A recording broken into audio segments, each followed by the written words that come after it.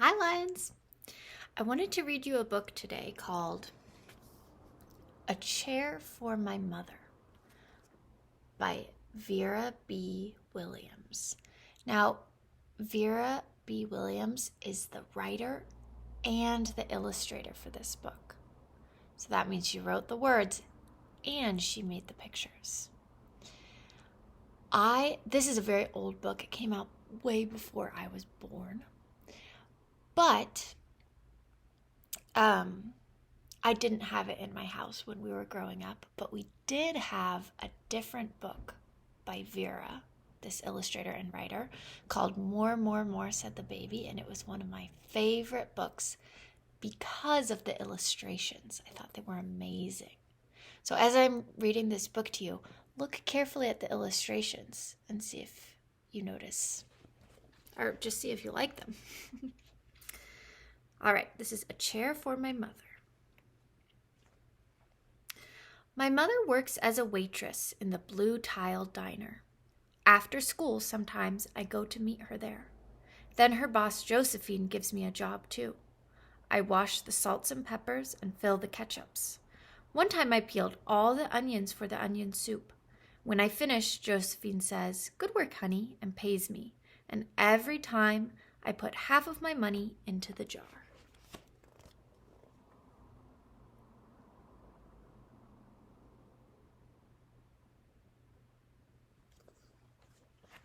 A diner is a type of restaurant. It takes a long time to fill a jar this big. Every day when my mother comes home from work, I take down the jar. My mama empties all her change from tips out of her purse for me to count. Then we push all of the coins into the jar. Sometimes my mama is laughing when she comes home from work. Sometimes she's so tired she falls asleep while I count the money out into piles. Some days she has lots of tips. Some days she only has a little. Then she looks worried. But each evening, every single shiny coin goes into the jar.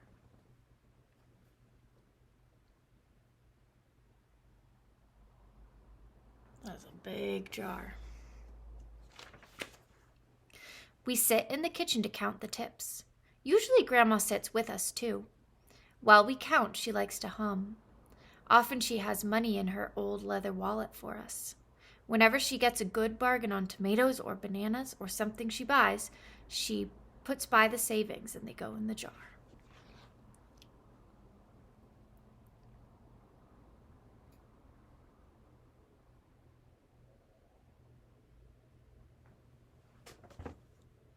I love the color of this kitchen. I wish I could paint my kitchen that color. When we can't get a single other coin into the jar, we are going to take out all the money and go and buy a chair. Yes, a chair. A wonderful, beautiful, fat, soft armchair. We will get one covered in velvet with roses all over it. We are going to get the best chair in the whole world. This is because our old chairs burned up. There was a big fire in our other house. All our chairs burned. So did our sofa, and so did everything else. That wasn't such a long time ago.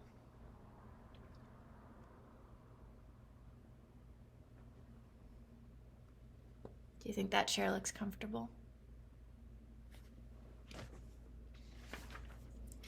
My mother and I were coming home from buying new shoes. I had new sandals. She had new pumps.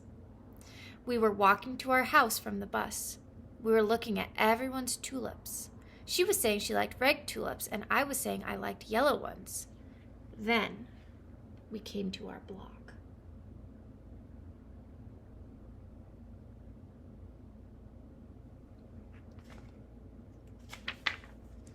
Right outside our house stood two big fire engines. I could see lots of smoke. Tall orange flames came out of the roof. All the neighbors stood in a bunch across the street. Mama grabbed my hand and we ran. My Uncle Sandy saw us and ran to us. Mama yelled, "Where's Mother?" I yelled, "Where's my grandma?" My Aunt Ida waved and shouted, "She's here! She's here! She's okay, don't worry." Grandma was all right. Our cat was safe too, though it took a while to find her. But everything else in our whole house was spoiled.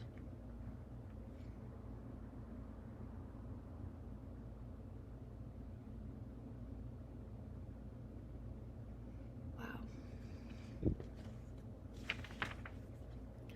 What was left of the house was turned to charcoal and ashes.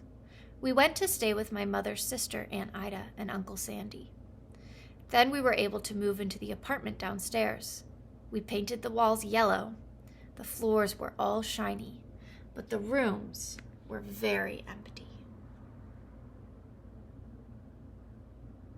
So this was the old house after the fire.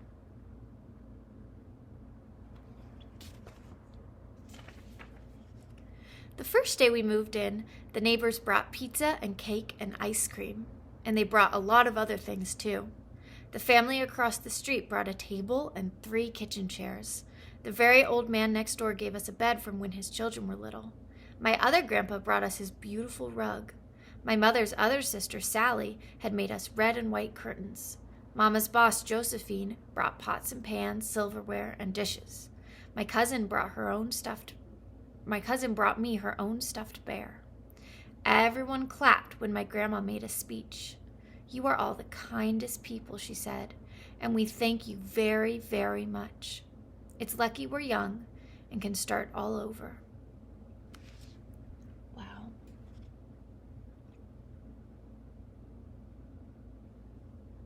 This is a great example of kindness in a community. You know how we take care of each other in our classroom? This is a neighborhood taking care of each other, right? And when someone loses all of their things in a fire, they're all helping out where they can, right? It's a strong community. That was last year, but we still have no sofa and no big chairs. When Mama comes home, her feet hurt. "There's no good place for me to take a load off my feet," she says.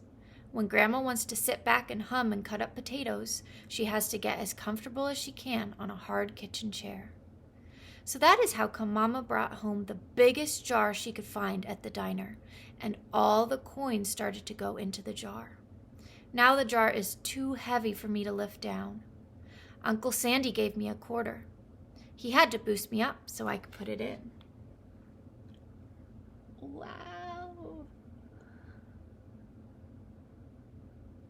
That jar is so full of coins.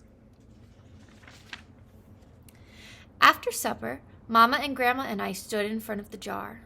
"Well, I never would have believed it, but I guess it's full," Mama said.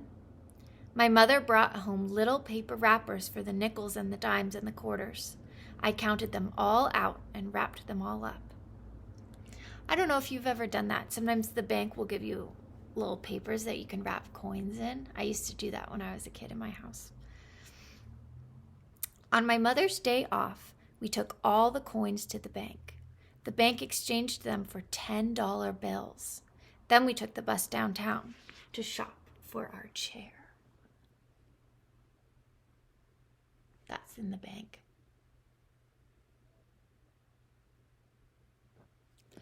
Do you think they'll be able to find the chair that they were dreaming of? With velvet and roses? I wonder. We shopped through 4 furniture stores. We tried out big chairs and smaller ones, high chairs and low chairs, soft chairs and harder ones. Grandma said she felt like Goldilocks in the 3 Bears trying out all the chairs. Do you know what she's talking about when Goldilocks says, "This porridge is too hot, this porridge is too cold, this porridge is just right"? That's how the grandma feels. Well, I think it was the grandma. I'm going to go back and check the words. Yep, Grandma said she felt like Goldilocks.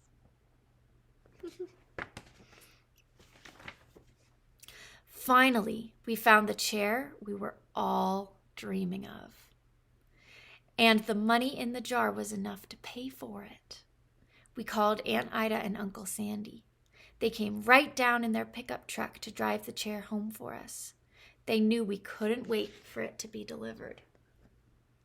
Do you see the perfect chair? I think it's that one.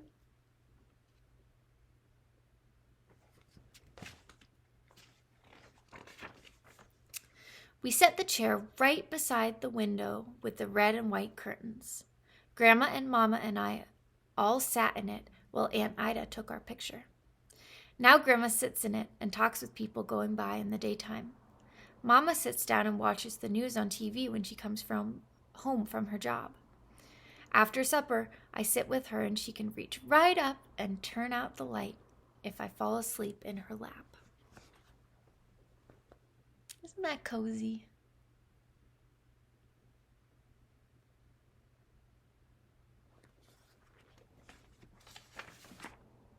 The end. There's one more page with pictures.